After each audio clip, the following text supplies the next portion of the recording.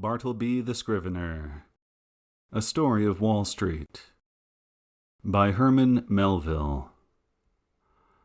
I am a rather elderly man.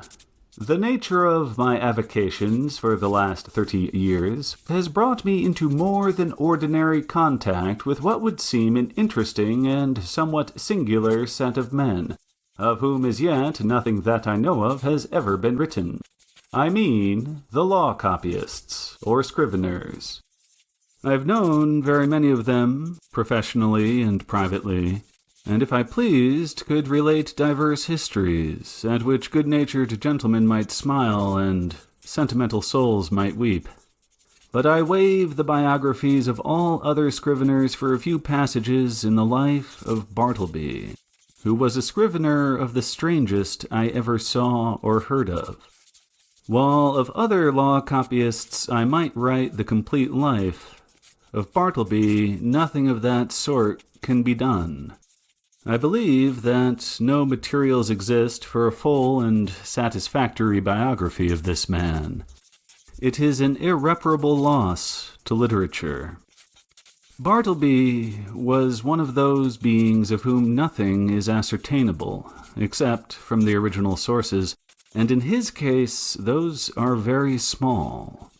What my own astonished eyes saw of Bartleby, that is all I know of him, except, indeed, one vague report which will appear in the sequel.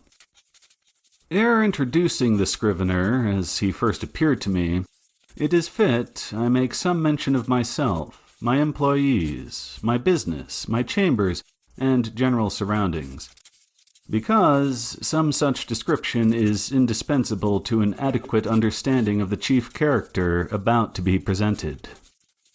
Imprimis, I am a man who, from his youth upwards, has been filled with a profound conviction that the easiest way of life is the best. Hence, though I belong to a profession proverbially energetic and nervous, even to turbulence at times, yet nothing of that sort have I ever suffered to invade my peace. I am one of those unambitious lawyers who never addresses a jury or in any way draws down public applause, but in the cool tranquillity of a snug retreat do a snug business among rich men's bonds and mortgages and title deeds. All who know me consider me an eminently safe man. The late John Jacob Astor, a personage little given to poetic enthusiasm, had no hesitation in pronouncing my first grand point to be prudence, my next method. I do not speak it in vanity, but simply record the fact that I was not unemployed in my profession by the late John Jacob Astor, a name which, I admit, I love to repeat, for it hath a rounded and orbicular sound to it, and rings like unto bullion. I will freely add that I was not insensible to the late John Jacob Astor's good opinion. Some time prior to the period at which this little history begins, my avocations had been largely increased. The good old office, now extinct in the state of New York, of a master in chancery, had been conferred upon me. It was not a very arduous office, but pleasantly remunerative. I seldom lose my temper, much more seldom indulge in dangerous indignation of wrongs and outrages. But I must be permitted to be rash here and declare that I consider the sudden and violent abrogation of the office of Master in Chancery by the new Constitution as a premature act, inasmuch as I had counted upon a life lease of the profits, whereas I only received those of a few short years. But this is by the way. My chambers were upstairs at number Wall Street. At one end they looked upon the white wall of the interior of a spacious skylight shaft, penetrating the building from top to bottom. This view might have been considered rather tame than otherwise, deficient in what landscape painters call life. But if so, the view from the other end of my chambers offered, at least, a contrast, if nothing more. In that direction, my windows commanded an unobstructed view of a lofty brick wall, black by age and everlasting shade, which wall required no spyglass to bring out its lurking beauties, but for the benefit of all nearsighted spectators, was pushed up to within 10 feet of my window panes. Owing to the great height of the surrounding buildings, and my chambers being on the second floor, the interval between this wall and mine not a little resembled a huge square cistern. At the period just preceding the advent of Bartleby, I had 2 persons as copyists in my employment, and a promising lad as an office boy. First, Turkey; second, Nippers; third, Gingernut. These may seem names, the like of which are not usually found in the directory. In truth, they were nicknames, mutually conferred upon each other by my 3 clerks, and were deemed expressive of their respective persons or characters. Turkey was a short, pursy Englishman of about my own age, that is, somewhere not far from 60. In the morning, one might say, his face was of a fine, florid hue. But after 12 o'clock, meridian, his dinner hour, it blazed like a grate full of Christmas coals, and continued blazing, but, as it were, with a gradual wane, till 6 o'clock p.m., or thereabouts, after which I saw no more of the proprietor of the face, which, gaining its meridian with the sun, seemed to set with it, to rise, culminate, and decline the following day, with the like regularity and undiminished glory. There are many singular coincidences I have known in the course of my life, not the least among which was the fact that exactly when Turkey displayed his fullest beams from his red and radiant countenance, just then, too, at that critical moment, began the daily period when I considered his business capacities as seriously disturbed for the remainder of the 24 hours. Not that he was absolutely idle, or averse to business then, far from it. The difficulty was, he was apt to be, altogether, too energetic. There was a strange, inflamed, flurried, flighty recklessness of activity about him. He would be incautious in dipping his pen into his inkstand. All his blots upon my documents were dropped there after 12 o'clock, meridian. Indeed, not only would he be reckless and sadly given to making blots in the afternoon, but some days he went further, and was rather noisy. At such times his face flamed with augmented blazonry, as if cannel coal had been heaped on anthracite. He made an unpleasant racket with his chair, spilled his sandbox. In mending his pens, impatiently split them all to pieces, and threw them on the floor in a sudden passion, stood up, and leaned over his table, boxing his papers about in a most indecorous manner, very sad to behold in an elderly man like him. Nevertheless, as he was in many ways a most valuable person to me, and all the time before 12 o'clock meridian was the quickest, steadiest creature too, accomplishing a great deal of work in a style not easy to be matched. For these reasons, I was willing to overlook his eccentricities, though, indeed, occasionally, I remonstrated with him. I did this very gently, however, because, though the civilest, nay, the blandest and most reverential of men in the morning, yet in the afternoon he was disposed, upon provocation, to be slightly rash with his tongue. In fact, insolent. Now, valuing his morning services as I did, and resolved not to lose them, yet at the same time made uncomfortable by his inflamed ways after 12 o'clock, and, being a man of peace, unwilling by my admonitions to call forth unseemly retorts from him, I took upon me, one Saturday noon, he was always worse on Saturdays, to hint to him, very kindly, that perhaps now that he was growing old, he might be well to abridge his labors. In short, he need not come to my chambers after 12 o'clock, but, dinner over, had best go home to his lodgings and rest himself till tea-time. But no. He insisted upon his afternoon devotions. His countenance became intolerably fervid as he oratorically assured me, gesticulating with a long ruler at the other end of the room, that if his services in the morning were useful, how indispensable then in the afternoon.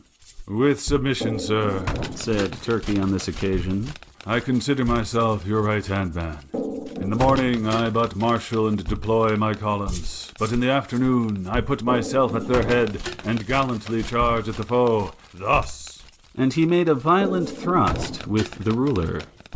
"But the blots, Turkey," intimated I. "True, but with submission, sir, behold these hairs. I'm getting old. Surely, sir, a blot or two of a warm afternoon is not to be severely urged against gray hairs. Old age, even if it blot the page, is honorable. With submission, sir, we are both getting old." This appeal to my fellow feeling was hardly to be resisted. At all events, I saw that go he would not. So I made up my mind to let him stay, resolving, nevertheless, to see to it that during the afternoon he had to do with my less important papers. Nippers, the second on my list, was a whiskered, sallow, and upon the whole rather piratical-looking young man of about 25. I always deemed him the victim of two evil powers, ambition and indigestion. The ambition was evinced by a certain impatience of the duties of a mere copyist, an unwarrantable usurpation of strictly professional affairs, such as the original drawing up of legal documents. The indigestion seemed betokened to an occasional nervous testiness and grinning irritability, causing the teeth to audibly grind together over mistakes committed in copying. Unnecessary maledictions hissed rather than spoken in the heat of business, and especially by a continual discontent with the height of the table where he worked. Though of a very ingenious mechanical turn, Nippers could never get this table to suit him. He put chips under it, blocks of various sorts, bits of pasteboard, and at last went so far as to attempt an exquisite adjustment by final pieces of folded blotting paper. But no invention would answer. If, for the sake of easing his back, he brought the table lid at a sharp angle well up towards his chin, and wrote there like a man using the steep roof of a Dutch house for his desk, then he declared it stopped the circulation in his arms. If now he lowered the table to his waistbands and stooped over it in writing, then there was a sore aching in his back. In short, the truth of the matter was, Nippers knew not what he wanted. Or, if he wanted anything, it was to be rid of a scrivener's table altogether. Among the manifestations of his diseased ambition was a fondness he had for receiving visits from certain ambiguous-looking fellows in seedy coats, whom he called his clients. Indeed, I was aware that not only was he at times considerable of a ward politician, but he occasionally did a little business at the justices' courts, and was not unknown on the steps of the tombs. I have good reason to believe, however, that one individual who called upon him at my chambers, and who, with a grand air, he insisted was his client, was no other than a dun, and the alleged title deed a bill. But with all his failings and the annoyances he caused me, Nippers, like his compatriot Turkey, was a very useful man to me, wrote a neat, swift hand, and when he chose, was not deficient in a gentlemanly sort of deportment. Added to this, he always dressed in a gentlemanly sort of way, and so, incidentally, reflected credit upon my chambers, whereas with respect to Turkey, I had much ado to keep him from being a reproach to me. His clothes were apt to look oily and smell of eating-houses. He wore his pantaloons very loose and baggy in summer. His coats were execrable. His hat not to be handled. But while the hat was a thing of indifference to me, inasmuch as his natural civility and deference as a dependent Englishman always led him to doff it the moment he entered his room, yet his coat was another matter. Concerning his coats, I reasoned with him, but to no effect. The truth was, I suppose, that a man of so small an income could not afford to sport such a lustrous face and a lustrous coat at one and the same time. As Nippers once observed, Turkey's money went chiefly for red ink. One winter day, I presented to Turkey with a highly respectable-looking coat of my own, a padded gray coat of a most comfortable warmth, and which buttoned straight up from the knee to the neck. I thought Turkey would appreciate the favor and abate his rashness and obstreperousness of afternoons. But no. I verily believe that buttoning himself up in so downy and blanket-like a coat had a pernicious effect upon him, upon the same principle that too much oats are bad for horses. In fact, precisely as a rash, restive horse is said to feel his oats, so Turkey felt his coat. It made him insolent. He was a man whom prosperity harmed. Though concerning the self-indulgent habits of Turkey, I had my own private surmises. Yet touching Nippers, I was well persuaded that whatever might be his faults in other respects, he was, at least, a temperate young man.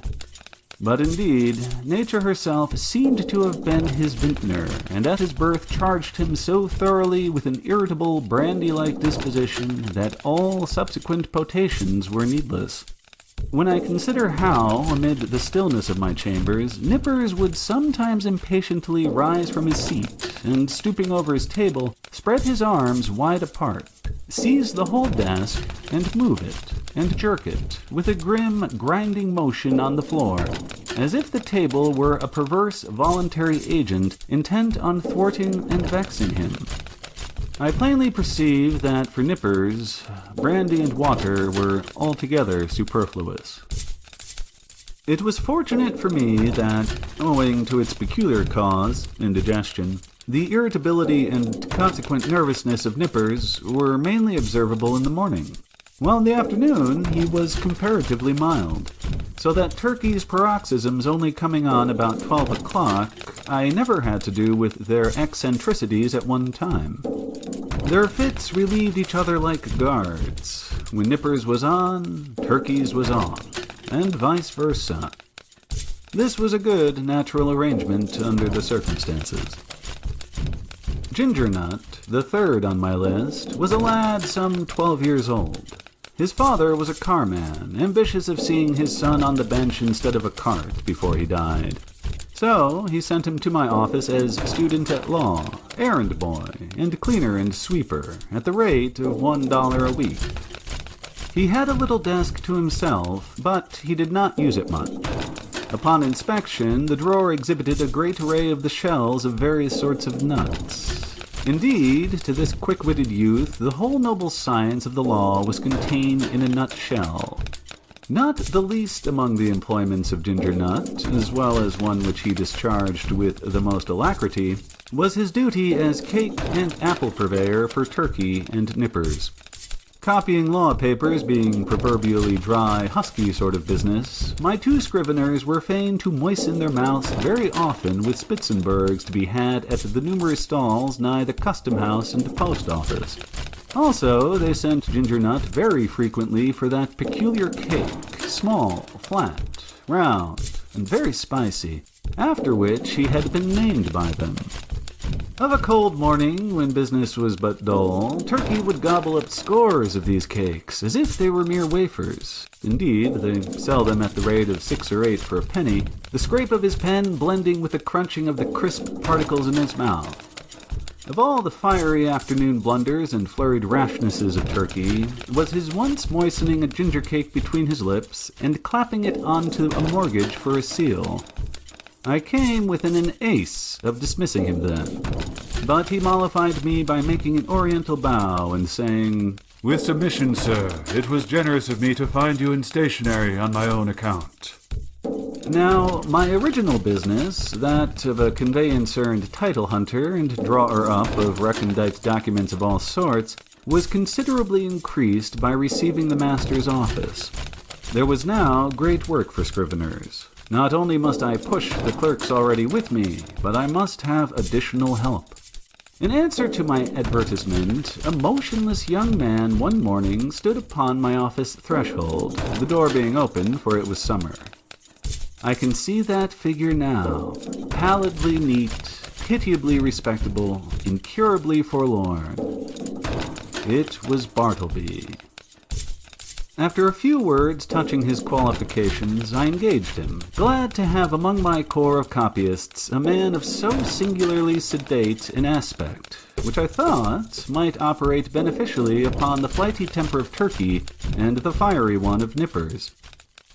I should have stated before that ground glass folding doors divided my premises into two parts, one of which was occupied by my scriveners, the other by myself. According to my humor, I threw open these doors, or closed them.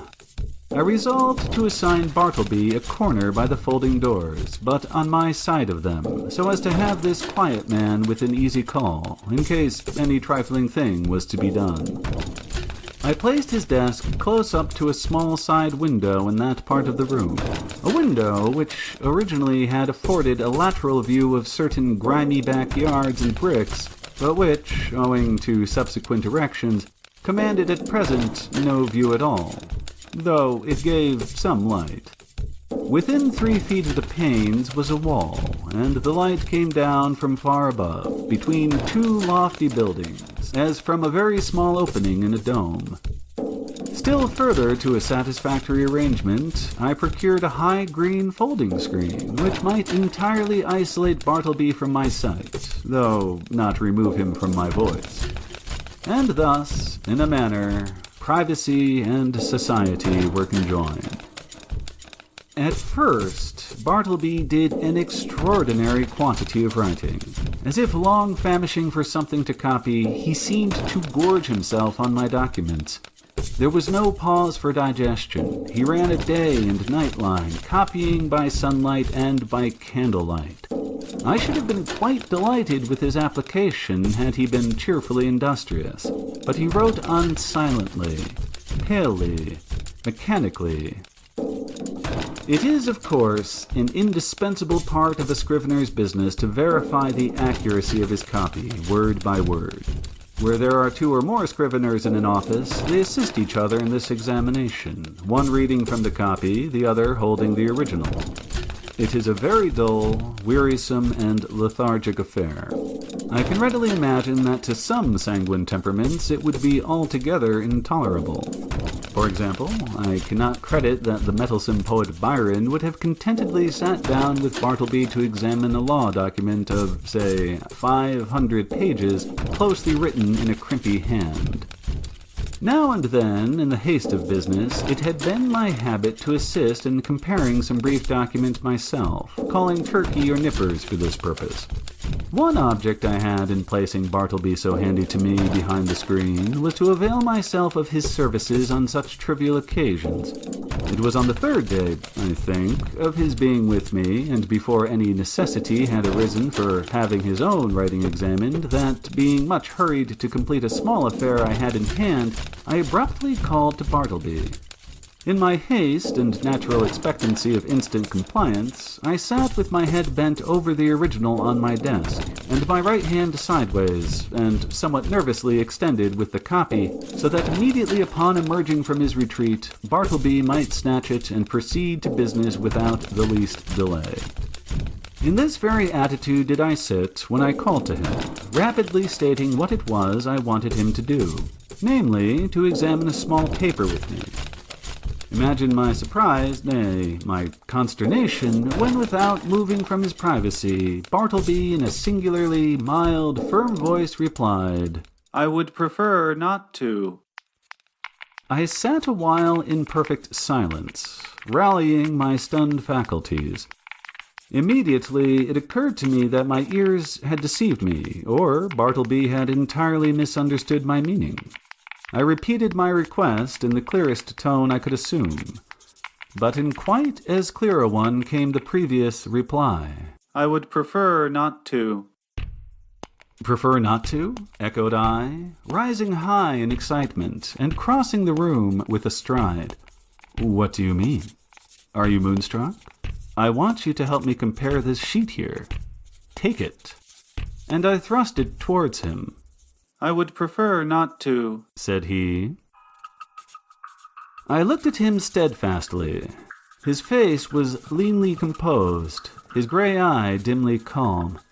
Not a wrinkle of agitation rippled him. Had there been the least uneasiness, anger, impatience, or impertinence in his manner, in other words, had there been anything ordinarily human about him, doubtless I should have violently dismissed him from the premises.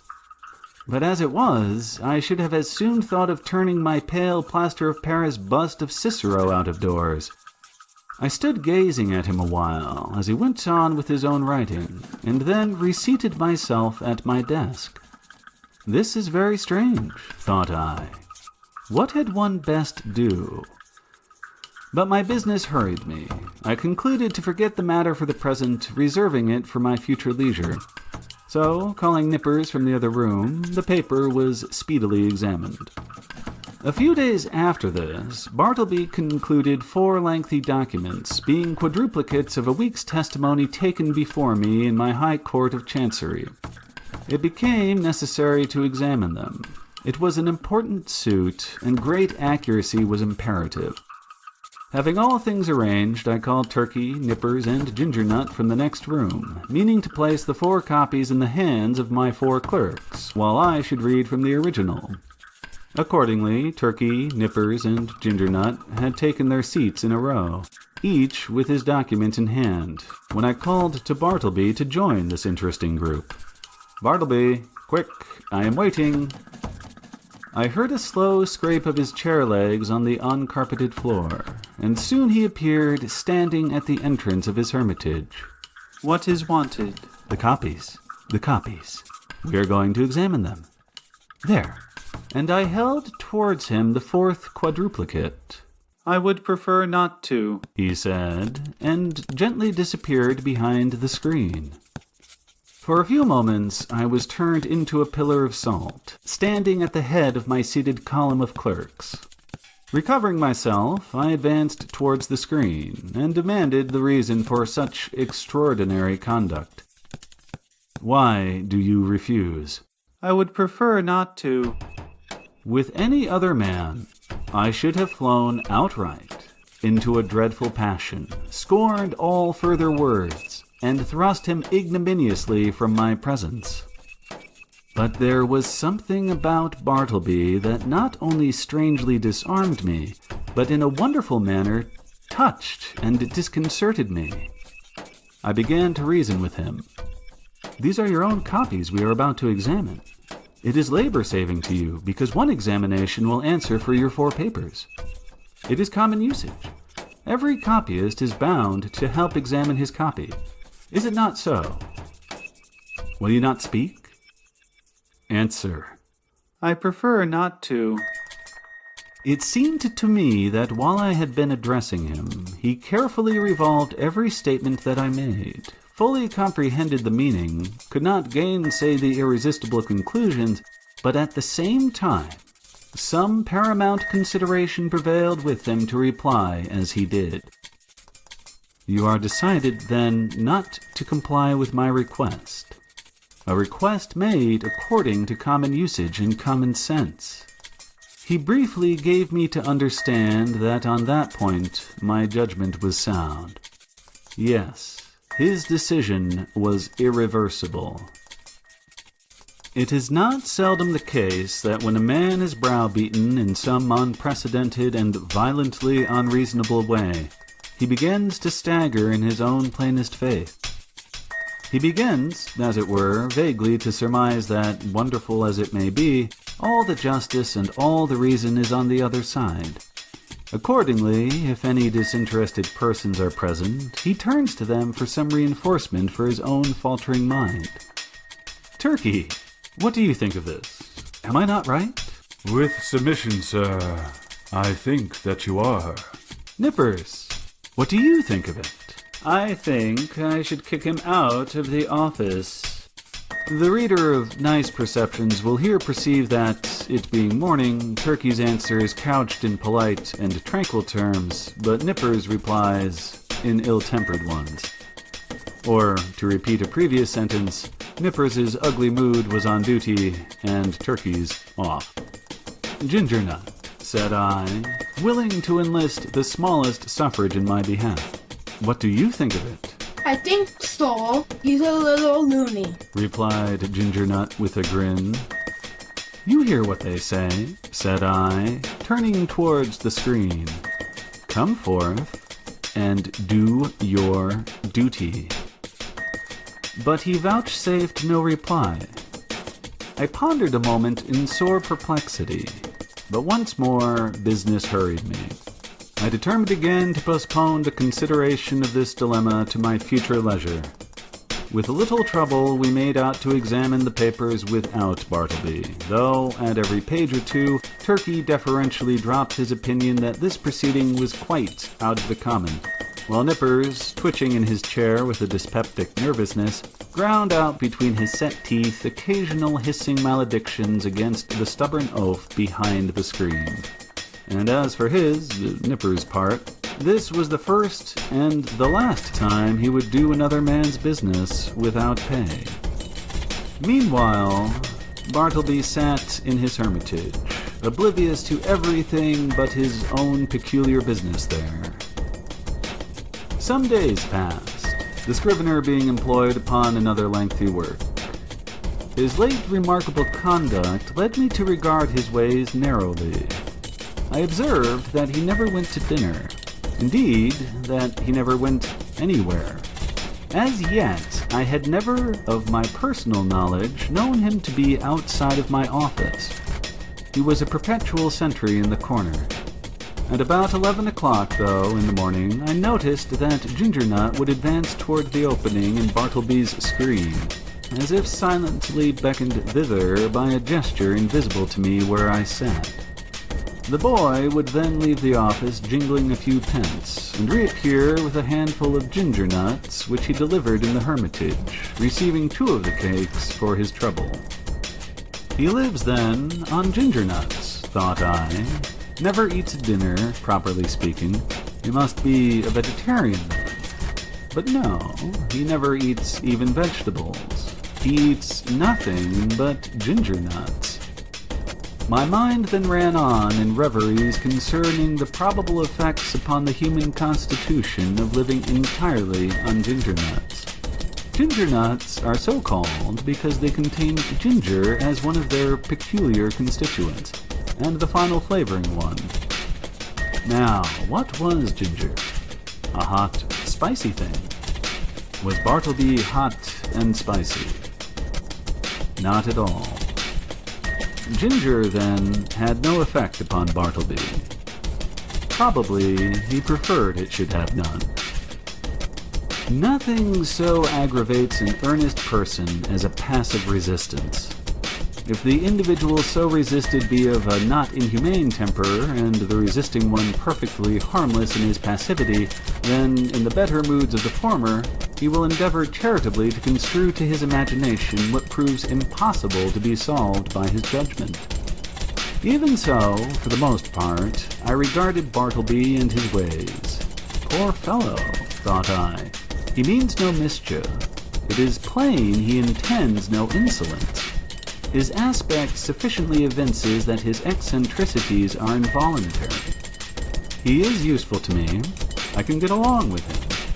If I turn him away, the chances are he will fall in with some less indulgent employer, and then he will be rudely treated, and perhaps driven forth miserably to starve. Yes, here I can cheaply purchase a delicious self-approval. To befriend Bartleby, to humor him in his strange willfulness, will cost me little or nothing, while I lay up in my soul what will eventually prove a sweet morsel for my conscience. But this mood was not invariable with me. The passiveness of Bartleby sometimes irritated me.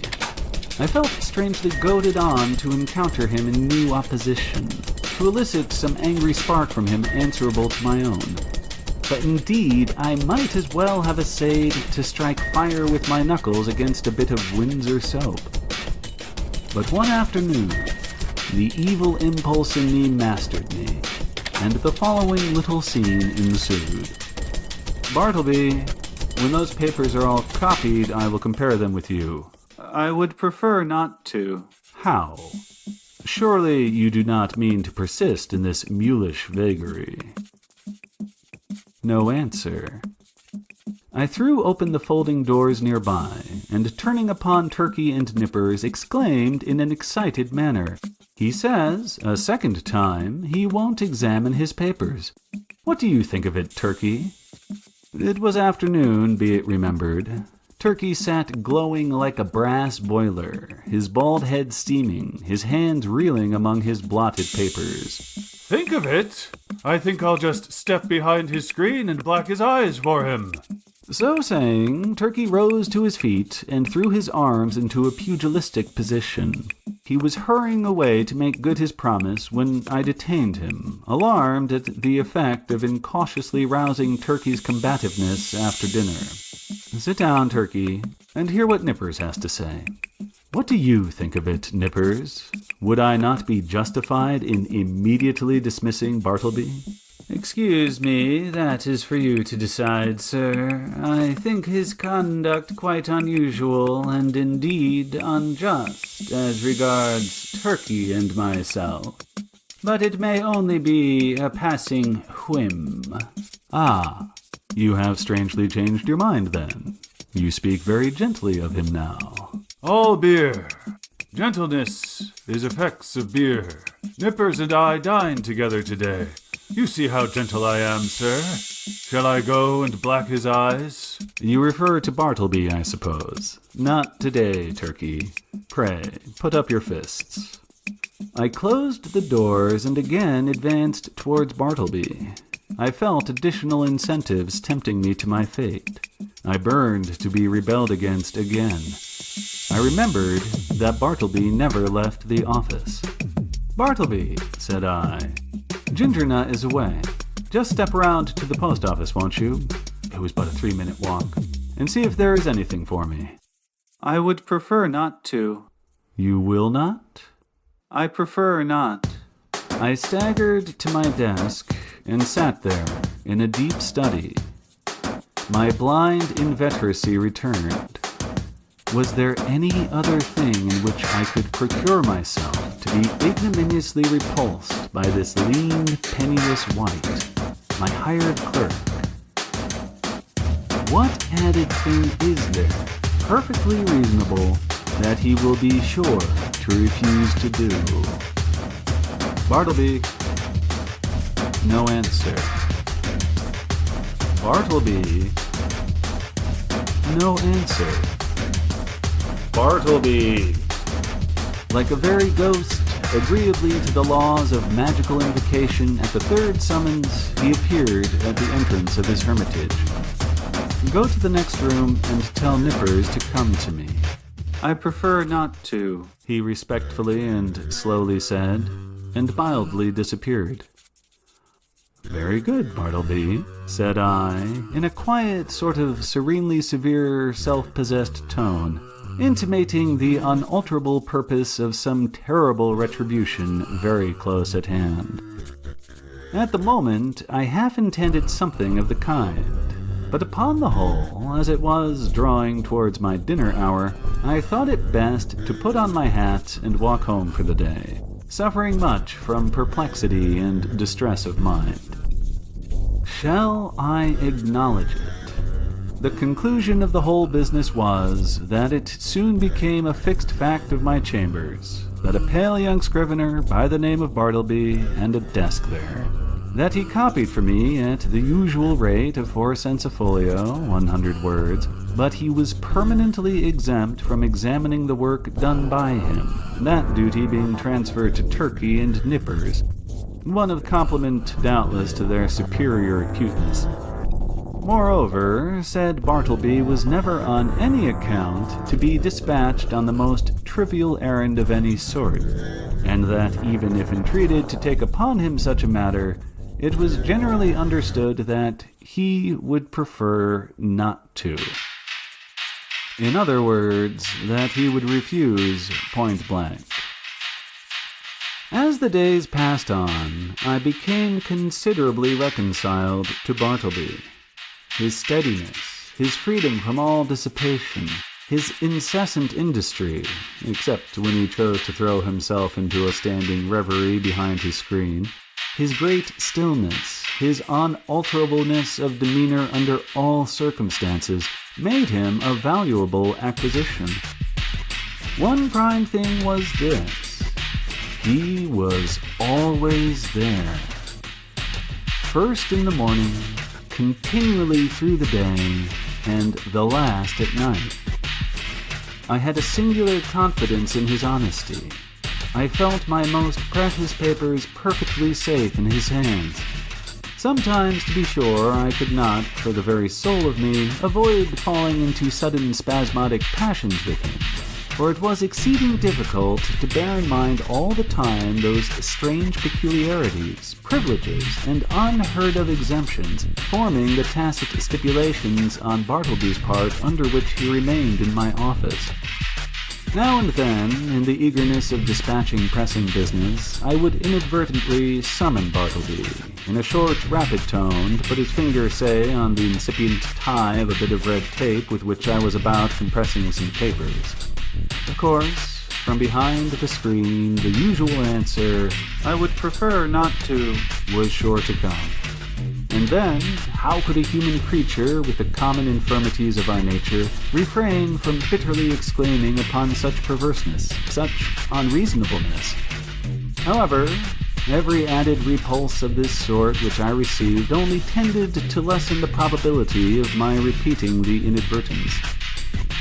Here it must be said that, according to the custom of most legal gentlemen occupying chambers in densely populated law buildings, there were several keys to my door.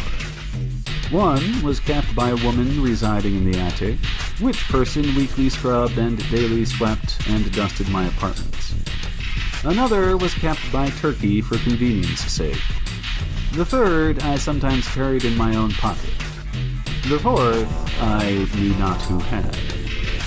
Now, one Sunday morning I happened to go to Trinity Church to hear a celebrated preacher, and finding myself rather early on the ground, I thought I would walk around to my chambers for a while.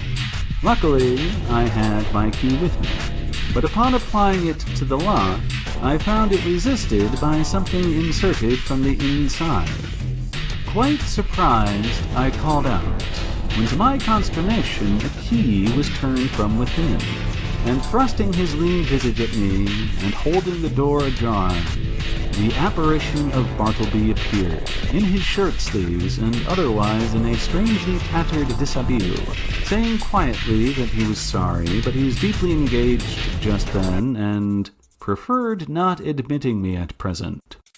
In a brief word or two, he moreover added that perhaps I had better walk round the block 2 or 3 times, and by that time he would probably have concluded his affairs.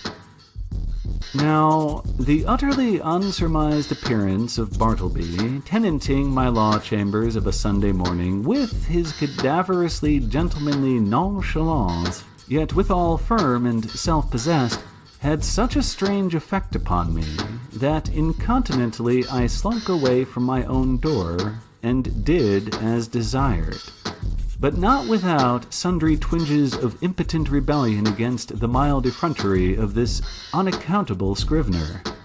Indeed, it was his wonderful mildness chiefly which not only disarmed me, but unmanned me, as it were. For I consider that one, for the time, is a sort of unmanned when he tranquilly permits his hired clerk to dictate to him, and order him away from his own premises. Furthermore, I was full of uneasiness as to what Bartleby could possibly be doing in my office in his shirt sleeves and in an otherwise dismantled condition of a Sunday morning. Was anything amiss going on? Nay, that was out of the question. It was not to be thought of for a moment that Bartleby was an immoral person. But what could he be doing there? Copying?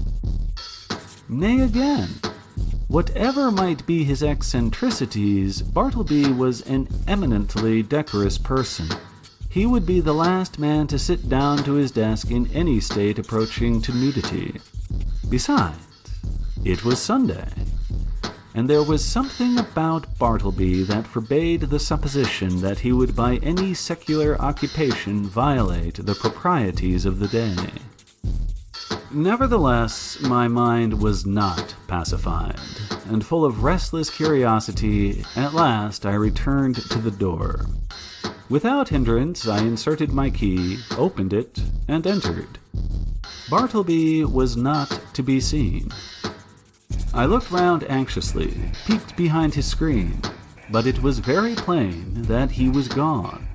Upon more closely examining the place, I surmised that for an indefinite period Bartleby must have ate, dressed, and slept in my office, and that too without plate, mirror, or bed.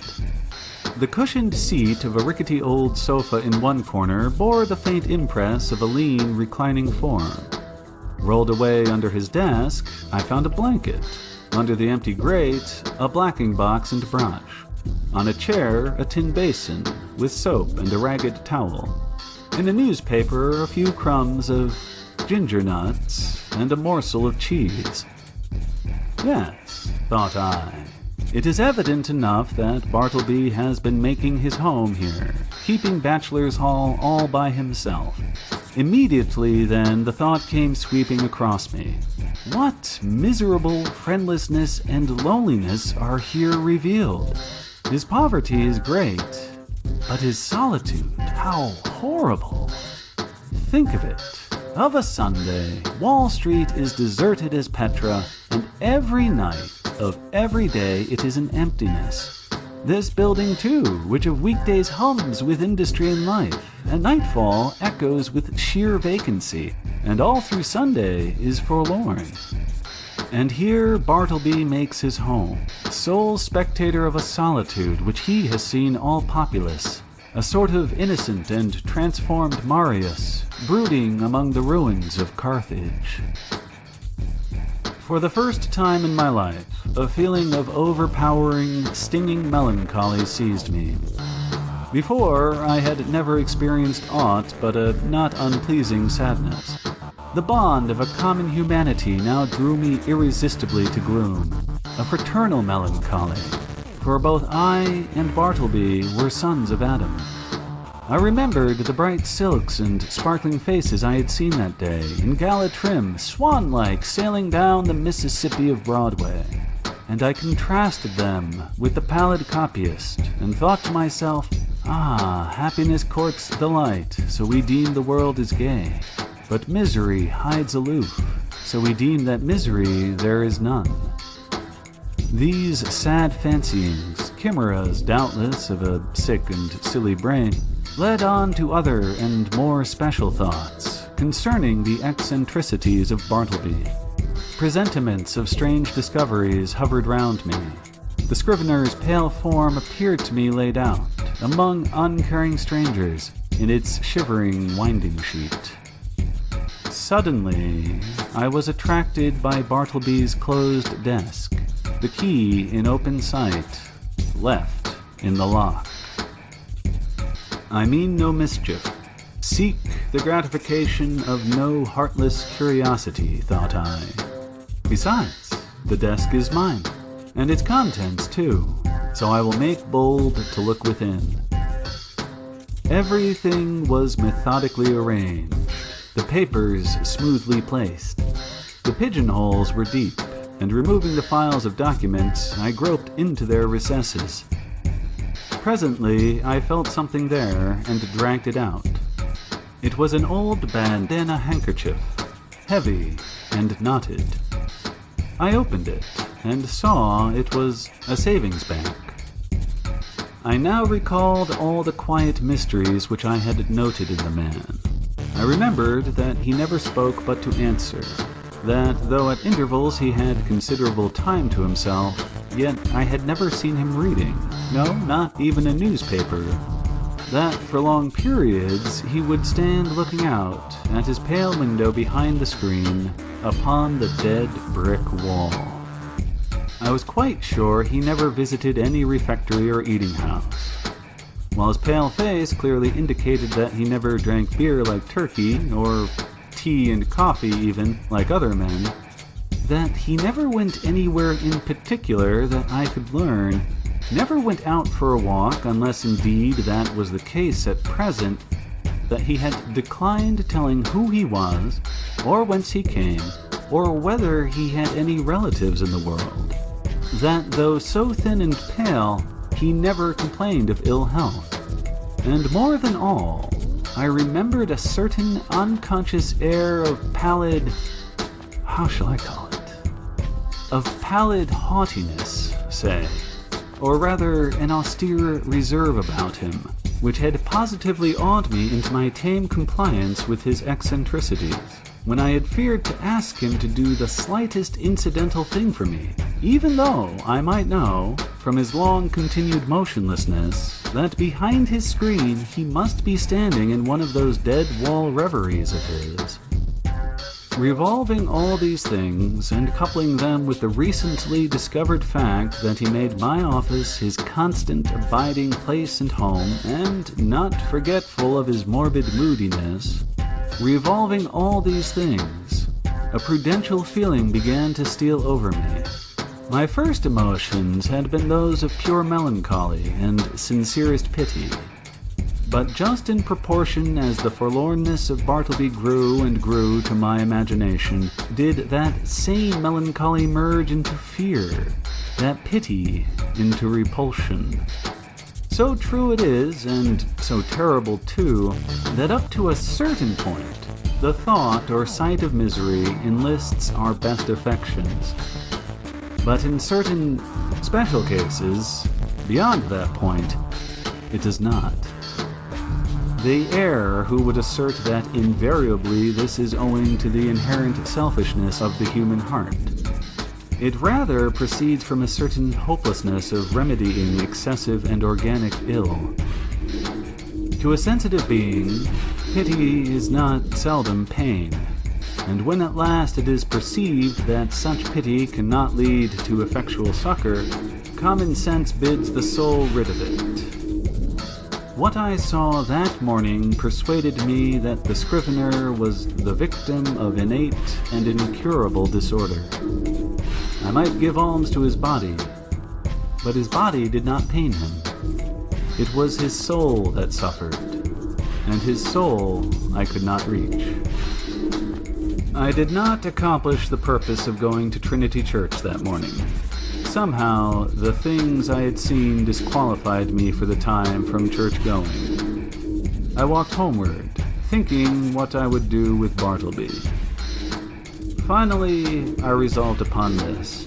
I would put certain calm questions to him the next morning, touching his history, etc., and if he declined to answer them openly and unreservedly, and I supposed he would prefer not, then to give him a $20 bill over and above whatever I might owe him, and to tell him his services were no longer required, but that if in any other way I could assist him, I would be happy to do so, especially if he desired to return to his native place, wherever that might be. I would willingly help to defray the expenses. Moreover, if after reaching home he found himself at any time in want of aid, a letter from him would be sure of reply. The next morning came. "Bartleby," said I, gently calling to him behind his screen. No reply. "Bartleby," said I, in a still gentler tone, "come here. I am not going to ask you to do anything you would prefer not to do. I simply wish to speak to you." Upon this, he noiselessly slid into view. "Will you tell me, Bartleby, where you were born?" "I would prefer not to." "Will you tell me anything about yourself?" "I would prefer not to." "But what reasonable objection can you have to speak to me? I feel friendly towards you."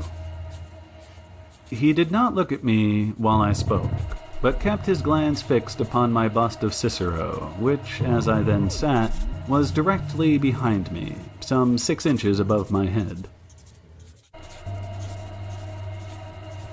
"What is your answer, Bartleby?" said I, after waiting a considerable time for a reply, during which his countenance remained immovable. Only there was the faintest conceivable tremor of the white, attenuated mouth. At present, I prefer to give no answer, he said, and retired into his hermitage.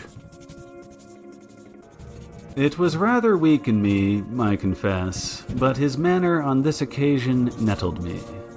Not only did there seem to lurk in it a certain calm disdain, but his perverseness seemed ungrateful, considering the undeniable good usage and indulgence he had received from me. Again, I sat ruminating what I should do. Mortified as I was at his behavior, and resolved as I had been to dismiss him when I entered my offices, nevertheless, I strangely felt something superstitious knocking at my heart, and forbidding me to carry out my purpose, and denouncing me for a villain if I dared to breathe one bitter word against this forlornest of mankind. At last, familiarly drawing my chair behind his screen, I sat down and said, "Bartleby, never mind then about revealing your history, but let me entreat you, as a friend, to comply as far as may be with the usages of this office. Say now you will help to examine papers tomorrow or next day. In short, say now that in a day or two you will begin to be a little reasonable. Say so, Bartleby." "At present, I would prefer not to be a little reasonable," was his mildly cadaverous reply. Just then the folding doors opened, and Nippers approached.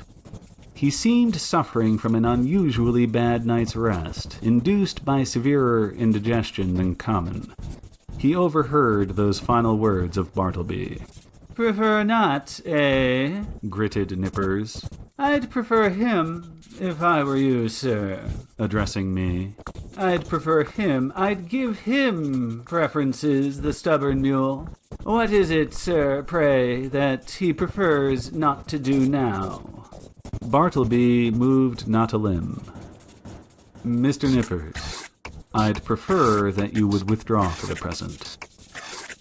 Somehow, of late, I had gotten into the way of involuntarily using this word prefer upon all sorts of not exactly suitable occasions, and I trembled to think that my contact with the Scrivener had already and seriously affected me in a mental way. And what further and deeper aberration might it not yet produce? This apprehension had not been without efficacy in determining me to summary means. As Nippers, looking very sour and sulky, was departing, Turkey blandly and deferentially approached. "With submission, sir. Yesterday I was thinking about Bartleby here, and I think that if he would but prefer to take a quart of good ale every day, it would do much towards mending him, and enabling him to assist in examining his papers." "So, you have got the word, too," said I, slightly excited. "With submission, what word, sir?" asked Turkey, respectfully crowding himself into the contracted space behind the screen, and by so doing making me jostle the Scrivener. "What word, sir?" "I would prefer to be left alone here," said Bartleby, as if offended at being mobbed in his privacy. "That's the word, Turkey. That's it." "Oh, prefer. Oh, yes. Queer word. I never use it myself, but, sir, as I was saying, if he would but prefer—" "Turkey, you will please withdraw." "Oh, certainly, sir, if you prefer that I should." As he opened the folding door to retire, Nippers at his desk caught a glimpse of me, and asked whether I would prefer to have a certain paper copied on blue paper or white. He did not in the least roguishly accent the word prefer. It was plain that it involuntarily rolled from his tongue. I thought to myself, surely I must get rid of a demented man who already has in some degree turned the tongues, if not the heads, of myself and clerks. But I thought it prudent not to break the dismission at once. The next day I noticed that Bartleby did nothing but stand at his window in his dead-wall reverie. Upon asking him why he did not write, he said that he had decided upon doing no more writing. "Why, how now? What next?" Do no more writing? No more. And what is the reason? Do you not see the reason for yourself? I looked steadfastly at him, and perceived that his eyes looked dull and glazed. Instantly it occurred to me that his unexampled diligence in copying by his dim window for the first few weeks of his stay with me might have temporarily impaired his vision. I was touched. I said something in condolence with him. I hinted that, of course, he did wisely in abstaining from writing for a while, and urged him to embrace that opportunity of taking wholesome exercise in the open air. This, however, he did not do.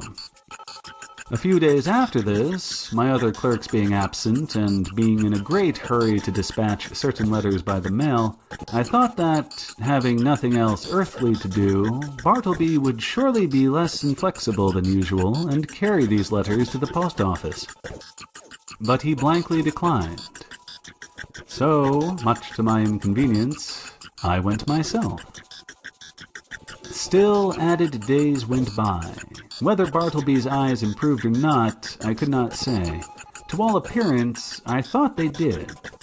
But when I asked him if they did, he vouchsafed no answer. At all events, he would do no copying. At last, in reply to my urgings, he informed me that he had permanently given up copying. What? Suppose your eye should get entirely well, better than ever before. Would you not copy then? I have given up copying, he answered, and slid aside. He remained, as ever, a fixture in my chamber.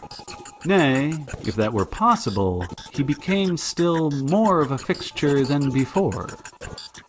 What was to be done? He would do nothing in the office. Why should he stay there? In plain fact, he had now become a millstone to me. Not only useless as a necklace, but afflictive to bear. Yet I was sorry for him. I speak less than truth when I say that, on his own account, he occasioned me uneasiness. If he would but have named a single relative or friend, I would instantly have written, and urged their taking the poor fellow away to some convenient retreat. But he seemed alone, absolutely alone in the universe, a bit of wreck in the mid-Atlantic. At length, necessities connected with my business tyrannized over all other considerations. Decently as I could, I told Bartleby that in 6 days' time he must unconditionally leave the office. I warned him to take measures in the interval for procuring some other abode. I offered to assist him in this endeavor, if he himself would but take the first step towards a removal. And when you finally quit me, Bartleby, added I shall see that you go not away entirely unprovided. 6 days from this hour, remember. At the expiration of that period, I peeped behind the screen, and lo, Bartleby was there. I buttoned up my coat, balanced myself, advanced slowly towards him, touched his shoulder, and said, "The time has come. You must quit this place. I am sorry for you. Here is money, but you must go." I would prefer not, he replied, with his back still towards me. You must. He remained silent. Now, I had an unbounded confidence in this man's common honesty. He had frequently restored to me sixpences and shillings carelessly dropped upon the floor, for I'm apt to be very reckless in shirt-button affairs. The proceeding, then, which followed, will not be deemed extraordinary. Bartleby, I owe you $12 on account. Here are 32. The odd 20 are yours. Will you take it? And I handed the bills towards him. But he made no motion. I will leave them here, then, putting them under a weight on the table. Then, taking my hat and cane and going to the door, I tranquilly turned and added, "After you have removed your things from these offices, Bartleby, you will of course lock the door, since everyone is now gone for the day but you. And if you please, slip your key underneath the mat, so that I may have it in the morning."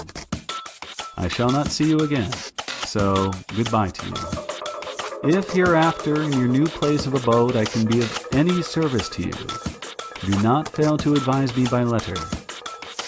Goodbye, Bartleby, and fare you well. But he answered not a word. Like the last column of some ruined temple, he remained standing mute and solitary in the middle of the otherwise deserted room.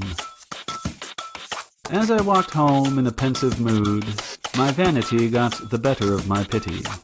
I could not but highly plume myself on my masterly management in getting rid of Bartleby.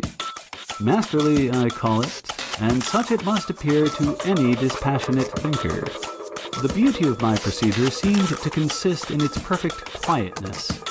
There was no vulgar bullying, no bravado of any sort, no choleric hectoring and striding to and fro across the apartment, jerking out vehement commands for Bartleby to bundle himself off with his beggarly traps. Nothing of the kind. Without loudly bidding Bartleby depart, as an inferior genius might have done, I assumed the ground that depart he must, and upon that assumption built all I had to say. The more I thought over my procedure, the more I was charmed with it. Nevertheless, next morning, upon awakening, I had my doubts. I had somehow slept off the fumes of vanity. One of the coolest and wisest hours a man has is just after he awakes in the morning. My procedure seemed as sagacious as ever, but only in theory. How it would prove in practice, there was the rub. It was truly a beautiful thought to have assumed Bartleby's departure. But, after all, that assumption was simply my own, and none of Bartleby's. The great point was not whether I had assumed that he would quit me, but whether he would prefer so to do. He was more of a man of preferences than assumptions. After breakfast, I walked downtown, arguing the probabilities pro and con. One moment I thought it would prove a miserable failure, and Bartleby would be found all alive at my office as usual. The next moment it seemed certain that I should see his chair empty, and so I kept veering about. At the corner of Broadway and Canal Street, I saw quite an excited group of people standing in earnest conversation. I'll take odds he doesn't, said a voice as I passed. Doesn't go? Done, said I. Put up your money. I was instinctively putting my hand in my pocket to produce my own when I remembered that this was an election day. The words I had overheard bore no reference to Bartleby, but to the success or non-success of some candidate for the mayoralty. In my intent frame of mind, I had, as it were, imagined that all Broadway shared in my excitement, and were debating the same question with me. I passed on, very thankful that the uproar of the street screened my momentary absent-mindedness. As I had intended, I was earlier than usual at my office door. I stood listening for a moment. All was still. He must be gone. I tried the knob. The door was locked. Yes, my procedure had worked like a charm. He indeed must be vanished. Yet a certain melancholy mixed with this. I was almost sorry for my brilliant success. I was fumbling under the doormat for the key, which Bartleby was to have left there for me, when accidentally my knee knocked against a panel, producing a summoning sound, and in response a voice came to me from within. Not yet. I am occupied. It was Bartleby. I was thunderstruck. For an instant I stood like the man who, pipe in mouth, was killed one cloudless afternoon long ago in Virginia by a summer lightning. At his own warm open window he was killed, and remained leaning out there upon the dreamy afternoon till someone touched him when he fell. Not gone. I murmured at last, but again obeying that wondrous ascendancy which the inscrutable Scrivener had over me, and from which ascendancy, for all my chafing, I could not completely escape, I slowly went downstairs and out into the street, and while walking round the block, considered what I should next do in this unheard-of perplexity. Turn the man out by an actual thrusting I could not. To drive him away by calling him hard names would not do. Calling in the police was an unpleasant idea, and yet permit him to enjoy his cadaverous triumph over me. This, too, I could not think of. What was to be done? Or, if nothing could be done, was there anything further that I could assume in the matter? Yes, as before, I had prospectively assumed that Bartleby would depart, so now I might retrospectively assume that departed he was. In the legitimate carrying out of this assumption, I might enter my office in a great hurry, and pretending not to see Bartleby at all, walk straight against him as if he were air. Such a proceeding would in a singular degree have the appearance of a home thrust. It was hardly possible that Bartleby could withstand such an application of the doctrine of assumption. But upon second thoughts, the success of the plan seemed rather dubious. I resolved to argue the matter over with him again. "Bartleby," said I, entering the office with a quietly severe expression, "I am seriously displeased. I am pained, Bartleby. I had thought better of you. I had imagined you of such a gentlemanly organization that in any delicate dilemma a slight hint would have sufficed. In short, an assumption. But it appears I am deceived. Why, you have not even touched that money yet," pointing to it, just where I had left it the evening previous. He answered nothing. "Will you, or will you not, quit me?" I now demanded in a sudden passion, advancing close to him. I would prefer not to quit you, he replied, gently emphasizing the not. "What earthly right have you to stay here? Do you pay any rent? Do you pay my taxes? Or is this property yours?" He answered nothing. "Are you ready to go on and write now? Are your eyes recovered? Could you copy a small paper for me this morning, or help examine a few lines, or step round to the post office? In a word, will you do anything at all to give a coloring to your refusal to depart the premises?" He silently retired into his hermitage. I was now in such a state of nervous resentment that I thought it but prudent to check myself at present from further demonstrations. Bartleby and I were alone. I remembered the tragedy of the unfortunate Adams and the still more unfortunate Colt in the solitary office of the latter, and how poor Colt, being dreadfully incensed by Adams and imprudently permitting himself to get wildly excited, was at unawares hurried into his fatal act, an act which certainly no man could possibly deplore more than the actor himself. Often it had occurred to me in my ponderings upon the subject that had that altercation taken place in the public street or at a private residence, it would not have terminated as it did. It was the circumstances of being alone in a solitary office, upstairs of a building entirely unhallowed by humanizing domestic associations. An uncarpeted office, doubtless, of a dusty, haggard sort of appearance.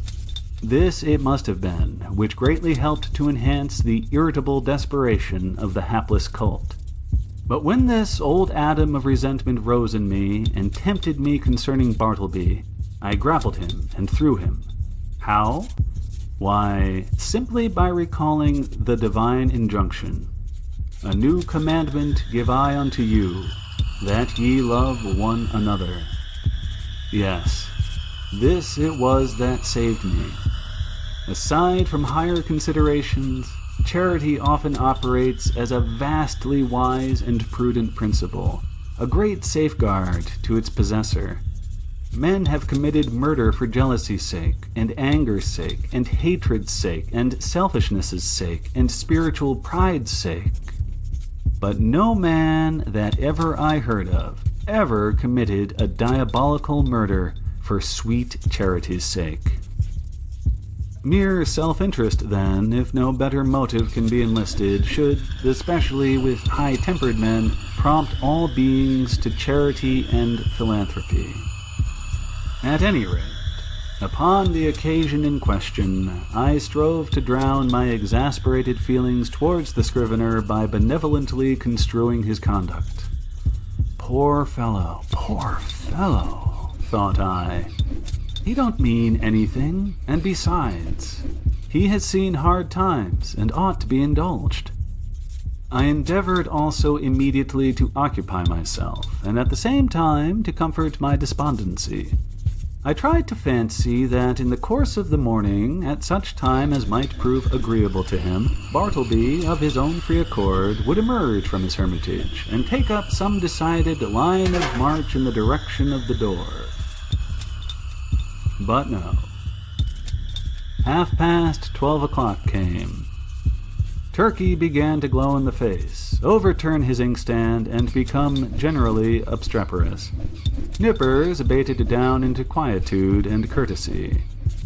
Gingernut munched his noon apple, and Bartleby remained standing at his window in one of his profoundest dead-wall reveries.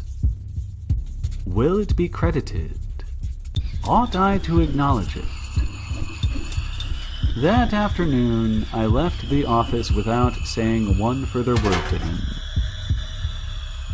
Some days now passed, during which, at leisure intervals, I looked a little into Edwards on the Will and Priestly on Necessity. Under the circumstances, these books induced a salutary feeling. Gradually, I slid into the persuasion that these troubles of mine touching the Scrivener had been all predestinated from eternity, and Bartleby was billeted upon me for some mysterious purpose of an all-wise providence, which it was not for a mere mortal like me to fathom. Yes, Bartleby, stay there behind your screen, thought I. I shall persecute you no more. You are harmless and noiseless as any of these old chairs. In short, I never feel so private as when I know you are here. At last I see it. I feel it. I penetrate to the predestinated purpose of my life. I am content. Others may have loftier parts to enact, but my mission in this world, Bartleby, is to furnish you with office room for such period as you may see fit to remain. I believe that this wise and blessed frame of mind would have continued with me had it not been for the unsolicited and uncharitable remarks obtruded upon me by my professional friends who visited the rooms. But thus it often is that the constant friction of illiberal minds wears out at last the best resolves of the more generous.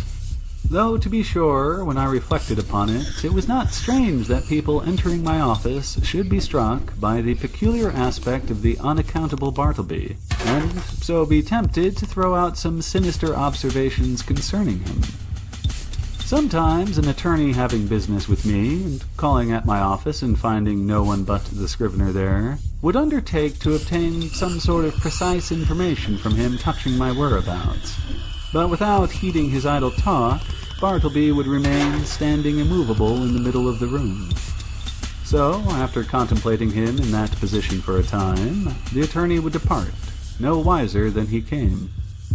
Also, when a reference was going on, and a room full of lawyers and witnesses and business was driving fast, some deeply occupied legal gentleman present, seeing Bartleby wholly unemployed, would request him to run round to the legal gentleman's office, and fetch some papers for him. Thereupon, Bartleby would tranquilly decline, and yet remain idle as before. Then the lawyer would give a great stare and turn to me. And what could I say? At last I was made aware that all through the circle of my professional acquaintance, a whisper of wonder was running round, having reference to the strange creature I kept at my office.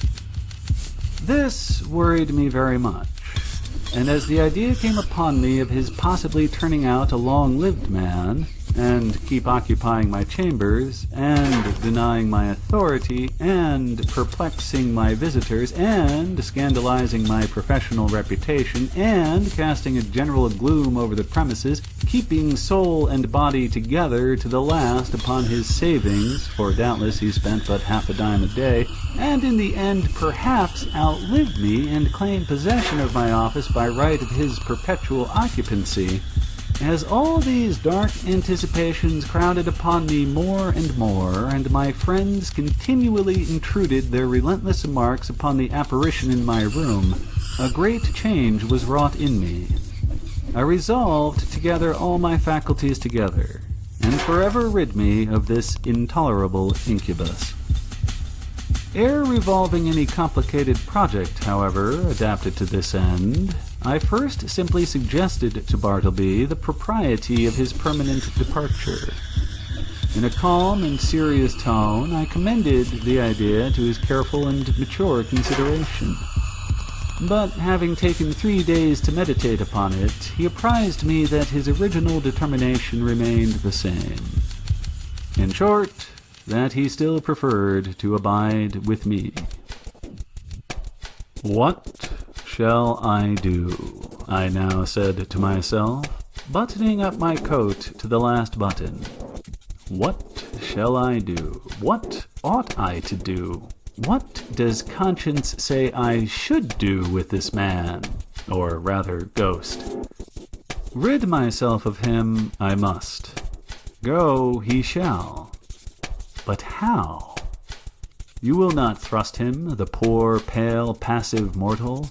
You will not thrust such a helpless creature out of your door. You will not dishonor yourself by such cruelty. No, I will not. I cannot do that. Rather, I would let him live and die here, and then mason up his remains in the wall. What then will you do? For all your coaxing, he will not budge. Bribes he leaves under your own paperweight on your table. In short, it is quite plain that he prefers to cling to you. Then something severe, something unusual must be done. What? Surely you will not have him collared by a constable and commit his innocent pallor to the common jail? And upon what ground could you procure such a thing to be done? A vagrant is he? What? He a vagrant? A wanderer who refuses to budge? It is because he will not be a vagrant, then, that you seek to count him as a vagrant. That is too absurd. No visible means of support. There I have him. Wrong again. For indubitably he does support himself, and that is the only unanswerable proof that any man can show of his possessing the means so to do. No more, then. Since he will not quit me, I must quit him. I will change my offices. I will move elsewhere, and give him fair notice that if I find him on my new premises, I will then proceed against him as a common trespasser. Acting accordingly, next day I thus addressed him. I find these chambers too far from the city hall. The air is unwholesome. In a word, I propose to remove my offices next week, and shall no longer require your services. I tell you this now, in order that you may seek another place. He made no reply, and nothing more was said. On the appointed day, I engaged carts and men, proceeded to my chambers, and having but little furniture, everything was removed in a few hours. Throughout, the Scrivener remained standing behind the screen, which I directed to be removed the last thing. It was withdrawn, and being folded up like a huge folio, left him the motionless occupant of a naked room. I stood in the entry watching him a moment, while something from within me upbraided me. I re-entered, with my hand in my pocket, and my heart in my mouth. Goodbye, Bartleby. I'm going. Goodbye. and God some way bless you. And take that, slipping something in his hand. But it dropped upon the floor, and then, strange to say, I tore myself from him whom I had so longed to be rid of. Established in my new quarters for a day or two, I kept the door locked and started at every footfall in the passages.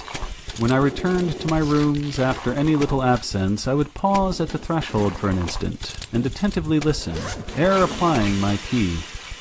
But these fears were needless. Bartleby never came nigh me. I thought it was all going well, when a perturbed-looking stranger visited me, inquiring whether I was the person who had recently occupied rooms at No. Wall Street.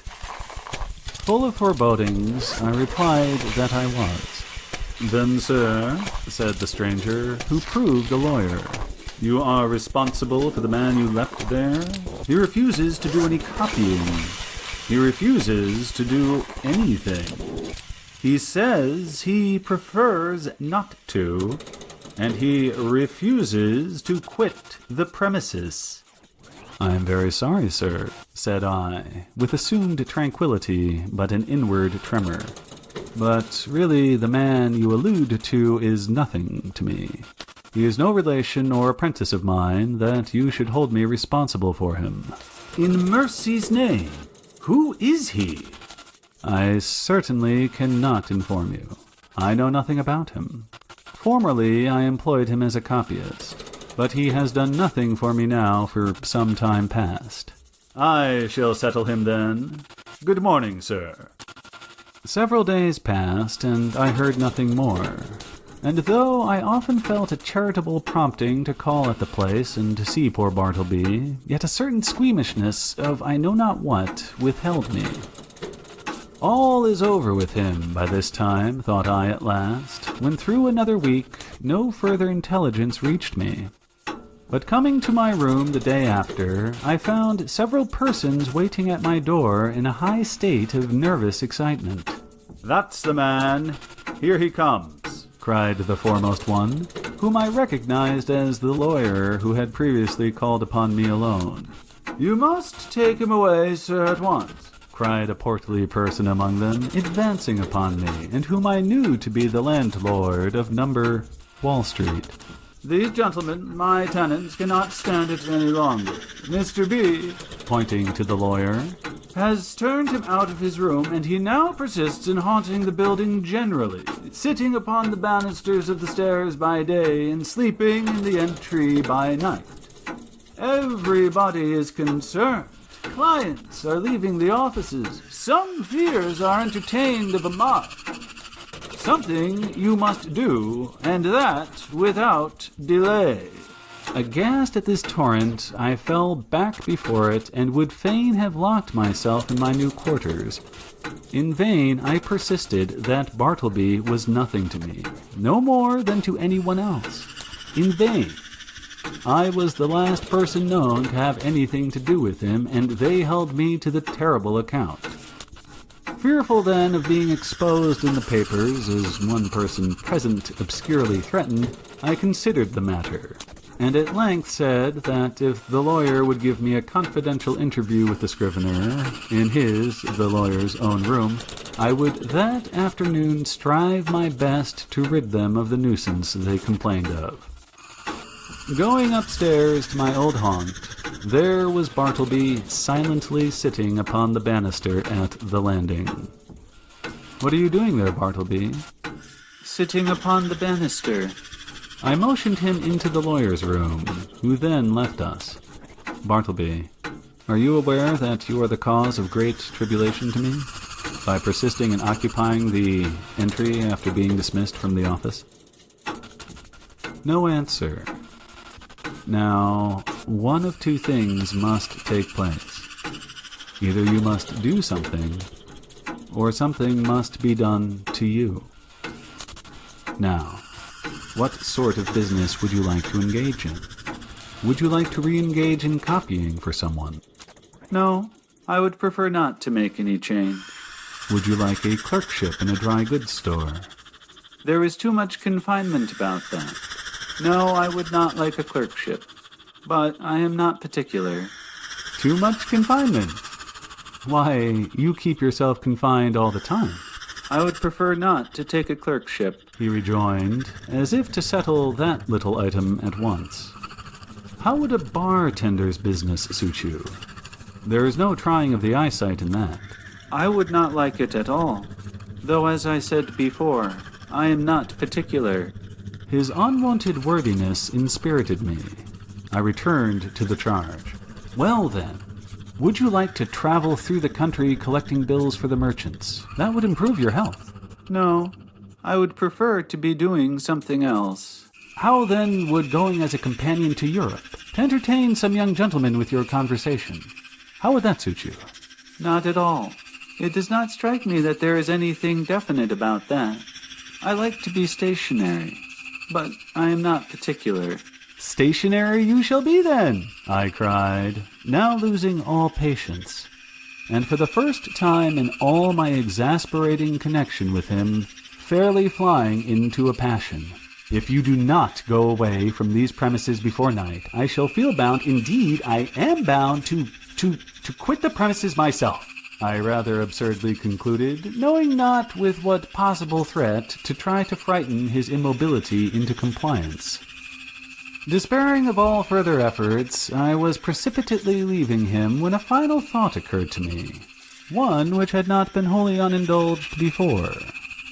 "Bartleby," said I, in the kindest tone I could assume under such exciting circumstances, "will you go home with me now? Not to my office, but my dwelling, and remain there till we can conclude upon some convenient arrangement for you at our leisure. Come. Let us start now, right away." No, at present I would prefer not to make any change at all. I answered nothing, but effectually dodging every one by the suddenness and rapidity of my flight, rushed from the building, ran up Wall Street towards Broadway, and jumping into the first omnibus, was soon removed from pursuit. As soon as tranquillity returned, I distinctly perceived that I had now done all that I possibly could, both in respect to the demands of the landlord and his tenants, and with regard to my own desire and sense of duty to benefit Bartleby and shield him from rude persecution. I now strove to be entirely carefree and quiescent, and my conscience justified me in the attempt, though, indeed, it was not so successful as I could have wished. So fearful was I of being again hunted out by the incensed landlord and his exasperated tenants that, surrendering my business to nippers, for a few days I drove about the upper part of the town and through the suburbs in my rockaway, crossed over to Jersey City and Hoboken, and paid fugitive visits to Manhattanville and Astoria. In fact, I almost lived in my rockaway for the time. When again I entered my office, lo, a note from the landlord lay upon the desk. I opened it with trembling hands. It informed me that the writer had sent to the police, and had Bartleby removed to the Tombs as a vagrant. Moreover, since I knew more about him than anyone else, he wished me to appear at that place and make a suitable statement of the facts. These tidings had a conflicting effect upon me. At first I was indignant, but at last almost approved. The landlord's energetic, summary disposition had led him to adopt a procedure which I do not think I would have decided upon myself. And yet, as a last resort, under such peculiar circumstances, it seemed the only plan. As I afterwards learned, the poor Scrivener, when told he must be conducted to the Tombs, offered not the slightest obstacle, but in his pale, unmoving way, silently acquiesced. Some of the compassionate and curious bystanders joined the party, and headed by one of the constables arm in arm with Bartleby, the silent procession filed its way through all the noise and heat and joy of the roaring thoroughfares at noon. The same day I received the note, I went to the Tombs, or, to speak more properly, the halls of justice. Seeking the right officer, I stated the purpose of my call, and was informed that the individual I described was indeed within. I then assured the functionary that Bartleby was a perfectly honest man, and greatly to be compassionated, however unaccountably eccentric. I narrated all I knew, and closed by suggesting the idea of letting him remain in as indulgent confinement as possible till something less harsh might be done, though indeed I hardly knew what. At all events, if nothing else could be decided upon, the almshouse must receive him. I then begged to have an interview.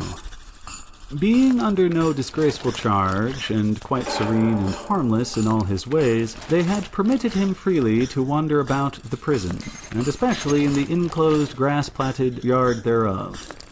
And so I found him there, standing all alone in the quietest of the yards, his face towards a high wall, while all around, from the narrow slits of the jail windows, I thought I saw peering out upon him the eyes of murderers and thieves. "Bartleby, I know you," he said, without looking round. "and I want nothing to say to you." "It was not I that brought you here, Bartleby," said I, keenly pained at his implied suspicion. "And to you this should not be so vile a place. Nothing reproachful attaches to you by being here. And see, it is not so sad a place as one might think. Look, there is the sky, and here is the grass." "I know where I am," he replied, but would say nothing more, and so I left him. As I entered the corridor again, a broad, meat-like man in an apron accosted me, and jerking his thumb over his shoulder said, Is that your friend? "Yes?" Does he want to starve?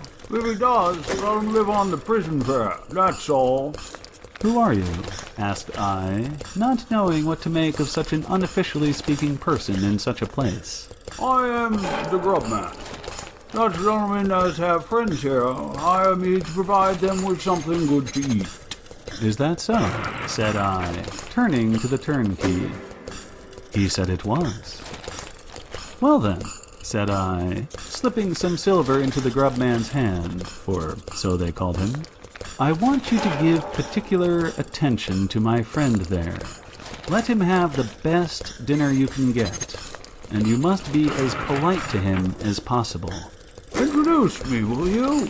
said the grub man, looking at me with an expression which seemed to say he was all impatience for an opportunity to give a specimen of his breeding.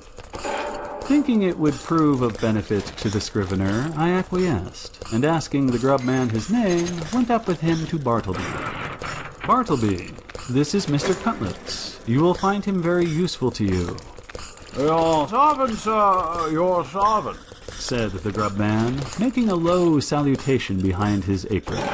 Hope you find it pleasant here, sir. Spacious grounds, cool apartments, sir.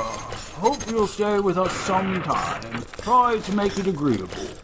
May Mrs. Cutlets and I have the pleasure of your company to dinner, sir, in Mrs. Cutlets' private room? "I prefer not to dine today," said Bartleby, turning away. "It would disagree with me. I am unused to dinners." So saying, he slowly moved to the other side of the enclosure, and took up a position fronting the dead wall. How's this? said the grub man, addressing me with a stare of astonishment. He's odd, ain't he? "I think he is a little deranged." Deranged? Deranged, is it? Well, now, upon my word, I thought that friend of yourn was a gentleman forger.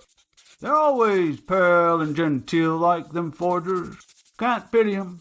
Can't help it, sir. Did you know Monroe Edwards? he added touchingly, and paused. Then, laying his hand pityingly on my shoulder, sighed.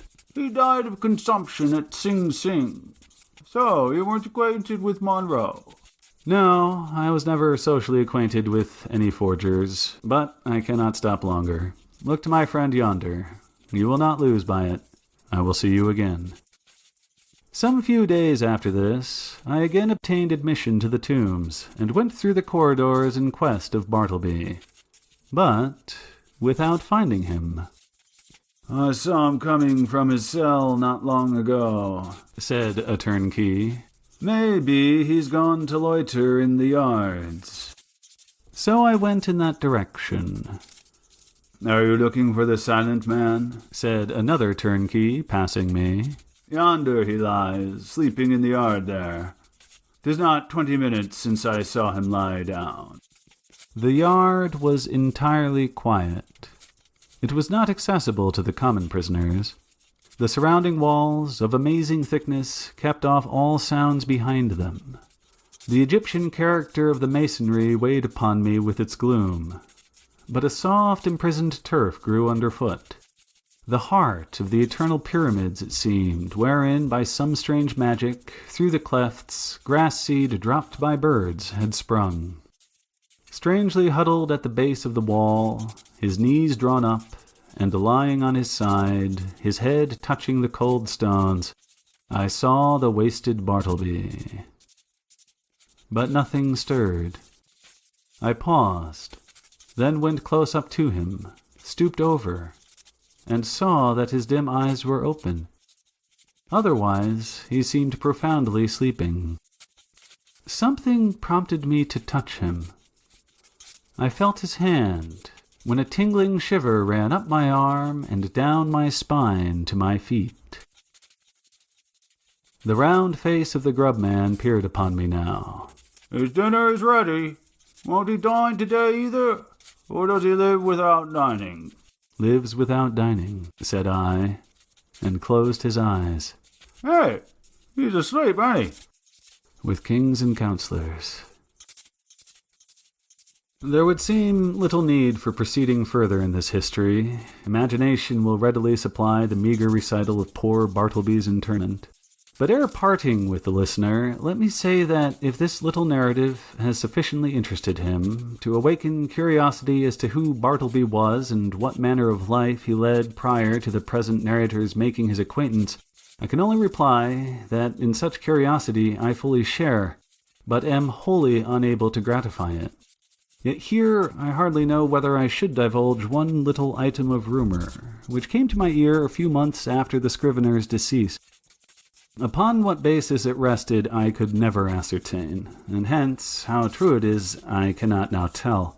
But inasmuch as this vague report has not been without certain strange suggestive interest to me, however sad, it may prove the same with some others, and so I will briefly mention it.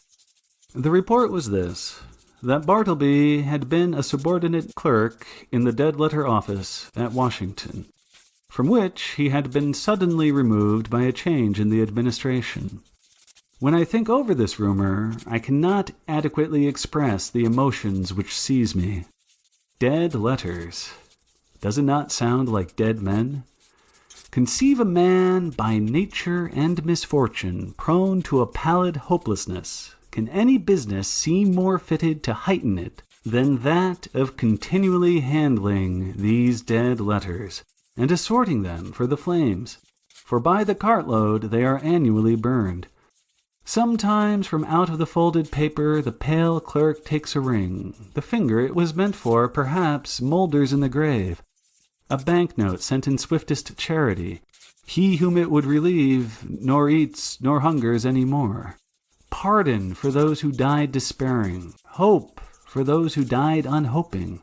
Good tidings for those who died stifled by unrelieved calamities. On errands of life, these letters speed to death. Ah, Bartleby. Ah, humanity.